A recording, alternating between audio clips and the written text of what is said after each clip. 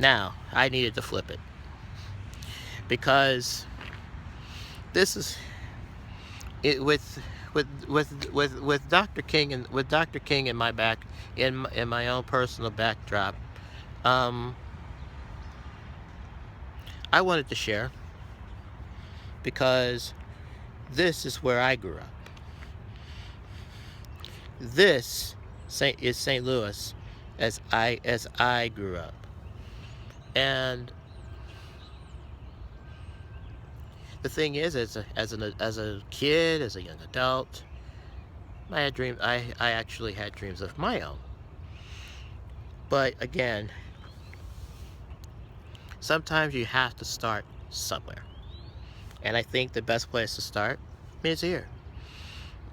And again, I want to talk one more time and really give you the story of me and how I got involved with cultural leadership and remain involved with the organization.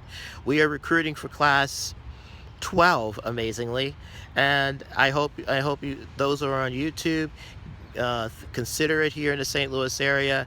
It is a fantastic organization, but it was 2007 for me, coming home after a Sunday night.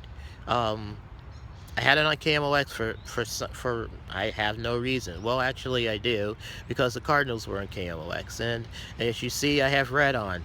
Cardinal fan down to the core, and I could probably run off some mostly unusable stats about Cardinals baseball or whatever because I'm a diehard sports fan, but nonetheless, there were there were kids, and as I was mentioning at CRC, their transformational journey, they were talking about how they changed. And Karen Kalish, who was the founder, was moderating the conversation along with, I think, Charles Brennan. I don't remember, but again, it's summer 2007. KMOX can correct me on that. But I was impressed because, again, as I talked about at CRC, Priory didn't offer that voice for me at the time. Though we tried to understand, though we tried to, lend ourselves an option of figuring things out, we were who we were, and we were dumb kids that didn't have an avenue of dialogue, constructive dialogue. So now I call in and say, I'm impressed with this. They put me on the air, and I'm going, oh no, I don't want to go on the air, but I went on the air. And then after the air, Karen and I talked, and she gave me more information about cultural leadership and how I could become involved. I decided to become involved with the recruitment committee because I wanted to see this transformation of kids from start to finish. I thought that fit because I've been a customer service manager for many years. I have interview skills, and I think that would help me be able to determine who would be the best mix for each incoming class coming forward.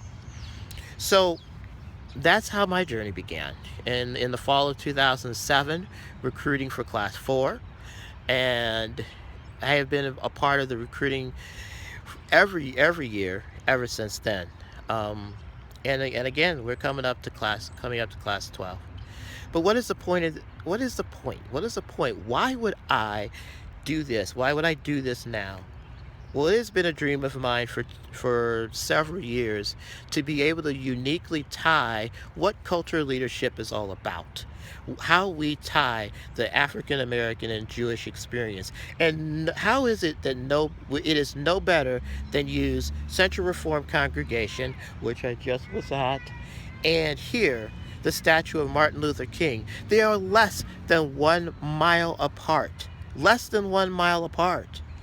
But if you looked around and looked around in the neighborhood, it's worlds apart.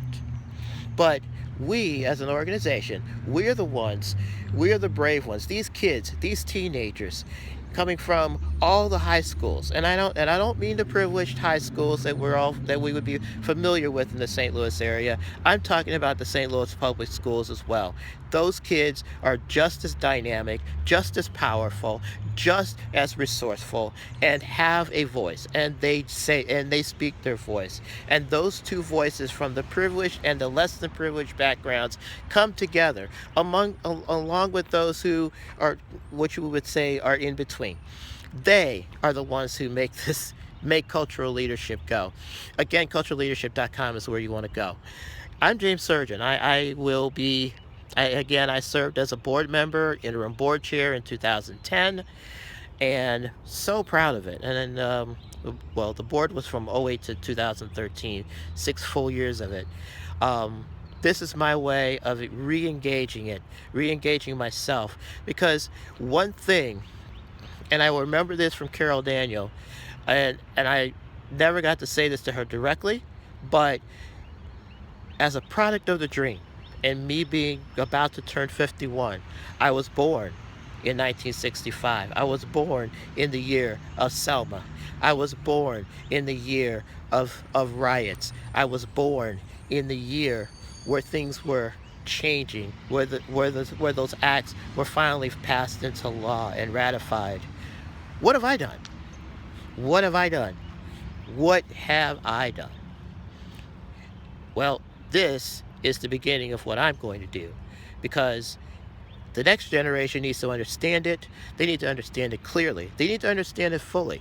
That they also need to understand that Martin Luther King, as great as he was, as iconic as he was not the only individual that pushed civil rights. Those things still continue today. How many people remember the name of Bayard Rustin?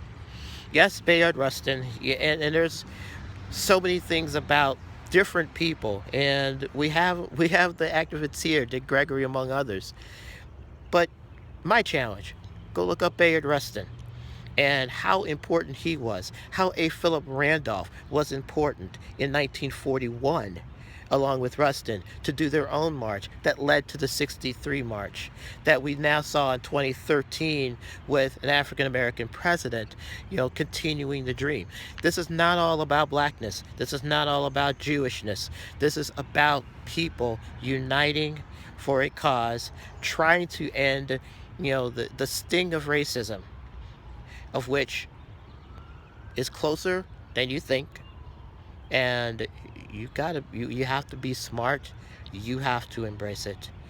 Be the one that embraces it.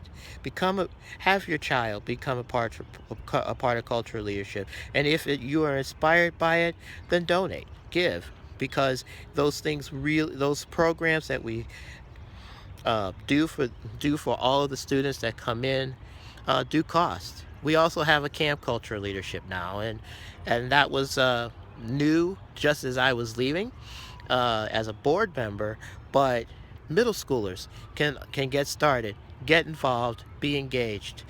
I have to get going. I have stuff. I unfortunately have to head to work, and among other things. But please, I couldn't be more proud to do this piece with you, because